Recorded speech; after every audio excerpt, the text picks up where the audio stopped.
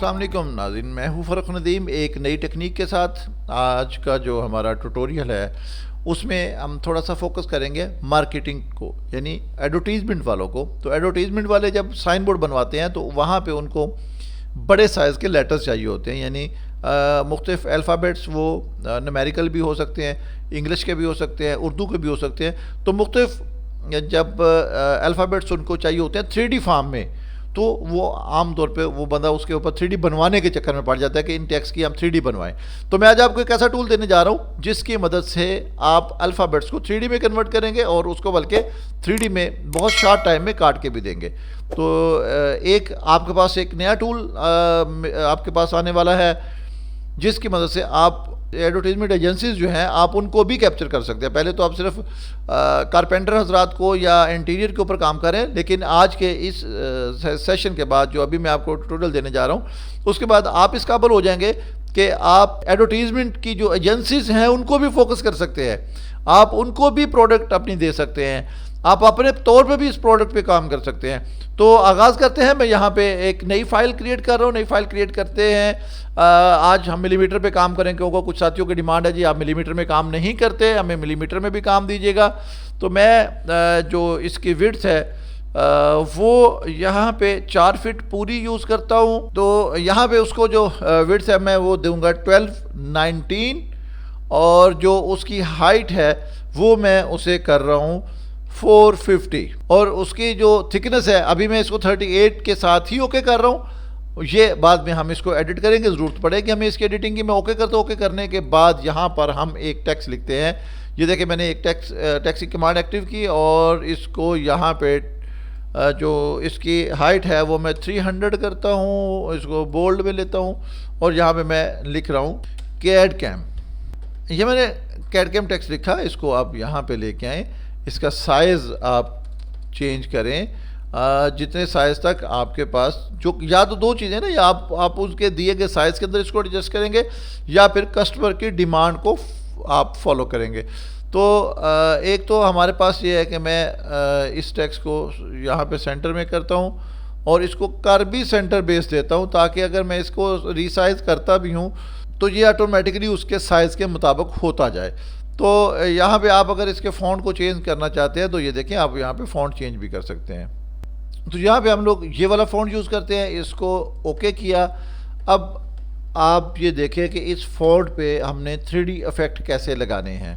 तो साइज़ आपने अपनी मर्ज़ी से इसका एडजस्ट कर लिया, जो भी आपको साइज़ चाहिए था। सपोज़ मैं इधर से भी इसको थोड़ा बड़ा करता हूँ, या ये मैंने पहले बोला ये डिमांड है कस्टमर की, वो आपसे क्या डिमांड करते हैं। मैं इसको सेंटर करता हूँ, सेंटर ऑफ द पेज। उसके बाद आपने इस ऑब्जेक्ट को सेलेक्ट करना है। सेलेक्ट करने के बाद टैब स्विच करें और यहाँ पे आपके पास टूल मौजूद है प्रिज्म का, प्रिज्म कार्विंग टूल पाथ। आपने यहाँ पे प्रिज्म कार्विंग टूल पाथ को सेलेक्ट करना है। हमारे पास दो ऑप्शन है, एक तो ये है कि आप अपनी मर्जी साइड से, दूसरा ये set depth for the full prism. अब मैं फुल प्रिज्म यानी इस टेक्स्ट का फुल प्रिज्म लेने के लिए मुझे क्या साइज़ चाहिए, मुझे 18.741 चाहिए। तो हम जब कस्टमर से इसकी शीट की डिमांड करेंगे तो वो इसके मुताबिक हमें शीट देगा। अगर मैं इसका साइज़ छोटा करता हूँ, सपोज ये देखें, तो इसको सेट करें तो ऑटोमेटिकली उसको अपडेट कर देगा। तो मैं इसको यहाँ पे अंडू करता हूँ और इसको सेलेक्ट करने के बाद सेट किया इसको,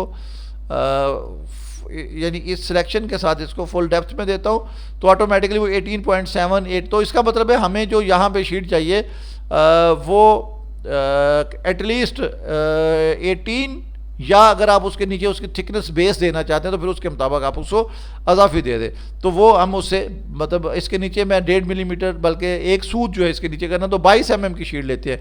लेकिन एक बात और भी ध्यान में रखिएगा कि आप अगर MDF या किसी HDX वगैरह में काम कर रहे हैं तो आपको उसकी थिकनेस को ज़हन में रखना होगा, क्योंकि आमतौर पे वो 18 mm की थिकनेस आती है। तो आप अगर उसी में करना चाहते हैं तो आपको ये टेक्स्ट थोड़ा सा छोटा करना होगा। ये देखें मैं इसको यहाँ तक करता हूँ तो इसको कैलकुलेट किया तो ये 18, थोड़ा सा इस साइड पे छोटा करते हैं। अब ये चीज़ें आपको पता होंगी जो आप कस्टमर से डिस्कस करेंगे। अब ये 17 आ गई थी, 1 मिलीमीटर इसके नीचे इसकी थिकनेस भी आ जाएगी और थोड़ा बहुत शीट कर्वी होने की वजह से भी फ़र्क आ जाता है। तो एटलीस्ट इसको यहाँ पे सेट कर लेते हैं। तो ये 17 उसकी प्रिज्म डेप्थ आ गई। इसका मतलब है कि हम जो इसके लिए शीट सेलेक्ट करेंगे वो 18 mm की होगी आप यहाँ पे इसकी वी बिट टूल सेलेक्ट करें। वी बिट टूल आप कौन सा लगाना चाहेंगे ये अब आप पे बेस करते हैं। आप इसमें मैंने इसकी पास स्टेप्स ज़्यादा की हुई है, 8 mm की हुई है। इसको सेलेक्ट करके कैलकुलेट करें। जैसे आप इसको कैलकुलेट करेंगे, इसको प्रीव्यू करें तो ये देखिए उसने इसका प्रिज्म बना दिया। अब इसमें अजाफी मटेरियल को उसने काट दिया और ये शेप हमें क्रिएट कर दी। अब चूंकि हमने इसमें से ये लफ्ज़ निकालने हैं, इसमें से बाहर निकालेंगे हम ये वाले लफ्ज़, तो उसका तरीकाकार एक तो देखें वो जो हमने पहले डिस्कस किया हुआ है कि आप इसकी नेस्टिंग कर लेंगे, अलग-अलग लफ्ज़ आप इसमें रखेंगे और उनकी नेस्टिंग करेंगे तो ये एक दूसरे के अंदर लफ्ज़ एडजस्ट होके आपके मटेरियल को सेव कर देंगे, तो आप उसका भी प्रिज्म बना सकते हैं। तो मैं चूंकि अभी एक प्रैक्टिस दे रहा हूँ, ये चीज़ें अब आपकी माशाल्लाह प्रैक्टिस में है, आप इन चीज़ों को साथ साथ खुद से भी मैनेज करते रहेंगे। मैंने इसको क्लोज़ किया। क्लोज़ करने के बाद आपको क्या करना है, इसकी कटिंग लेनी है, यानी इसके अजाफी जो मटेरियल है वो हमने रिमूव करना है।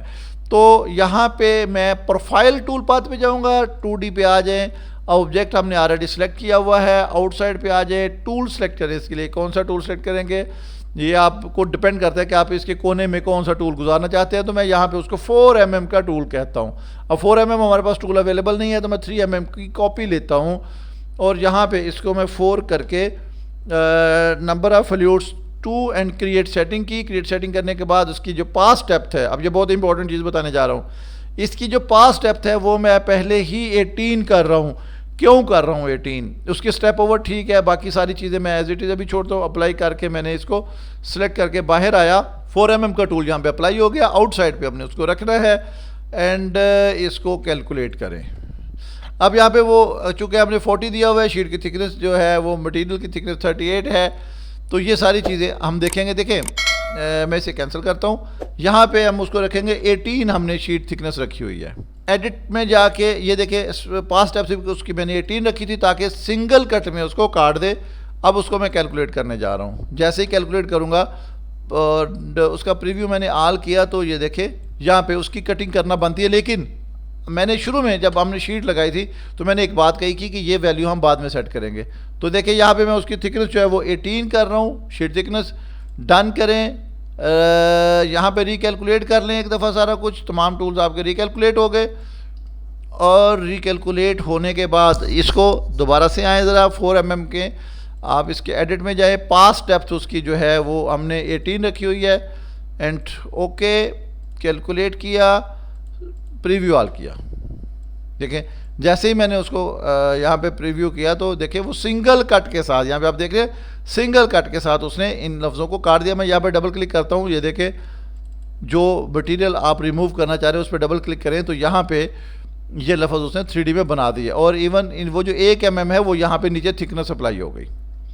तो आप जितनी नीचे थिकनेस ऐड करना चाहें उतनी आप शीट बड़ी ले लें और जो प्रोफाइल कट है वो आप उतना ज़्यादा लगा लेंगे।